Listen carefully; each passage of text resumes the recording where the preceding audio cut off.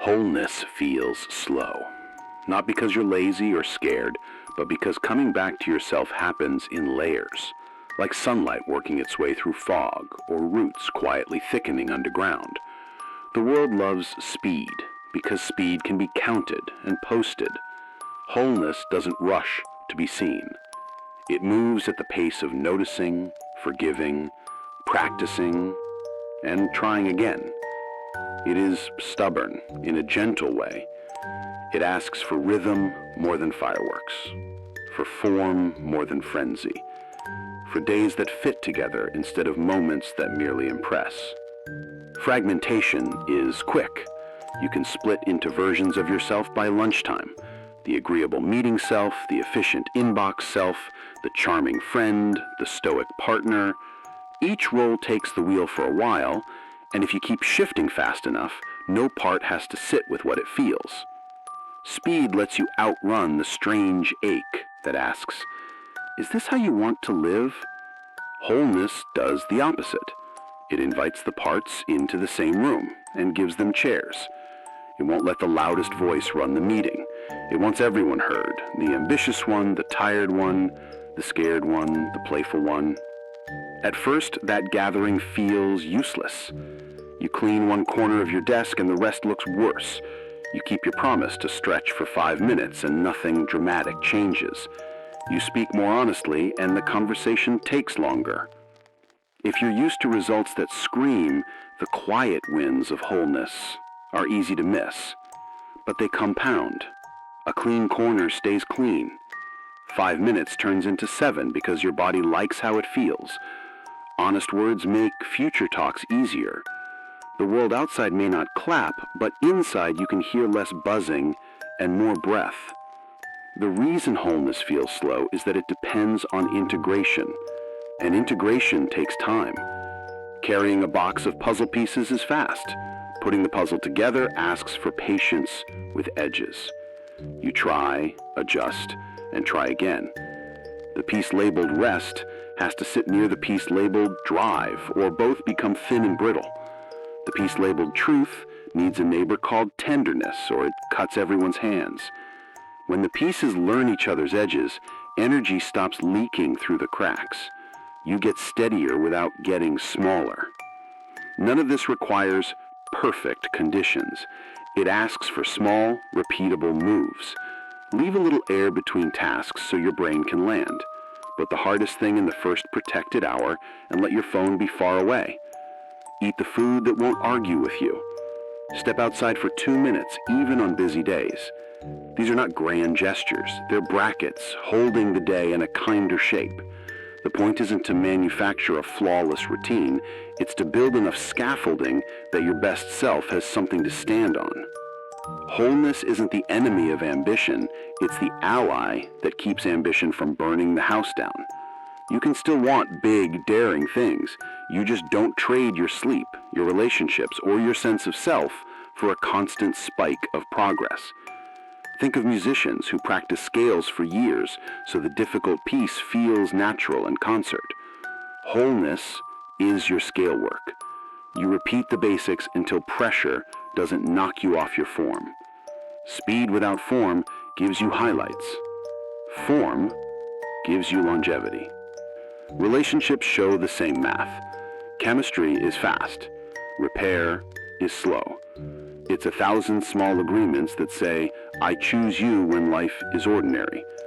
We check the calendar every Thursday, so surprises are rare. When either of us is flooded, we say pause and step away for 20 minutes. Phones live in the other room at dinner. None of this looks epic, that's the point. Wholeness in love is reliability with warmth in it. Less rescue, more presence. Fewer apologies for the same wound, more prevention of the cut.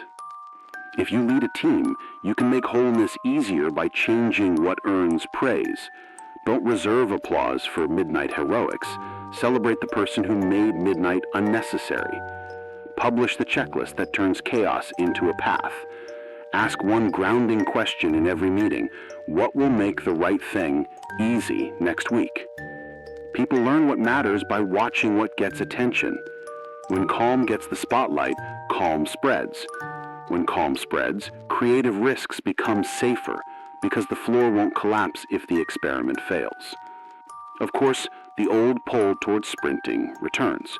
The world sells urgency in bright colors. You'll be tempted to fill every gap, say yes to everything flattering, and stretch yourself until you become a thin version of many things. When that urge hits, practice pausing long enough to ask a softer question. What would make this sustainable? Maybe it's a boundary around start times. Maybe it's one fewer project. Maybe it's admitting you need help before the cost gets loud. That single question can steer a week back towards something you can stand on. Wholeness is also slow because it includes grief. Choosing a real yes means grieving the paths you won't walk. Speed avoids that ache by trying to hold 10 lives at once. Slowness lets the ache be felt so the life you choose can be lived with more affection. There's a relief in that honesty. You stop translating your days into a language made for somebody else's goals. You let your own values set the pace. If you like tools, make a tiny end-of-day ritual. 3 lines, no poetry. One thing you wish you'd done differently, one thing you did well, one adjustment for tomorrow. Booked back-to-back calls, felt rushed. Asked for clarity before promising, saved rework. Add 10-minute buffers after client calls. Close the notebook, go live your evening. Over time, the pages teach you your real patterns. When you see them, you can shape them. Patterns, not promises, tell the truth. Self-talk matters here. If your inner coach only knows how to bark, you'll quit the slower work because it doesn't come with constant applause. Borrow a calmer voice.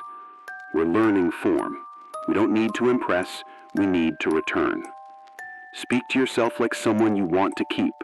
Not indulgent, not cruel. Clear and steady.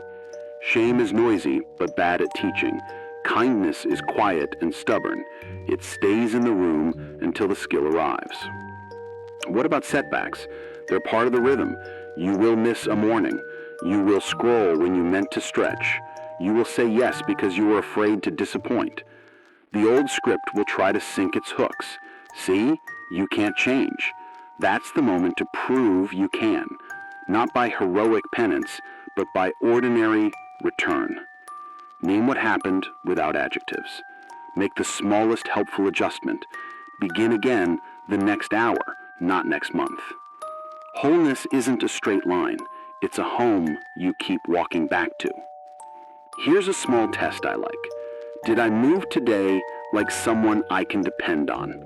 Not perfect dependable. Did I keep one promise to my body, one to my work, one to my people? If the answer is mostly, that's a whole day. If it isn't, that's information, not a verdict. Adjust tomorrow. The progress you can feel is the kind that doesn't need defending. In the end, wholeness feels slow because it's building weight-bearing walls. It's teaching you to belong to yourself in the middle of deadlines and doorbells. It's replacing a life made of spikes with a life made of seasons.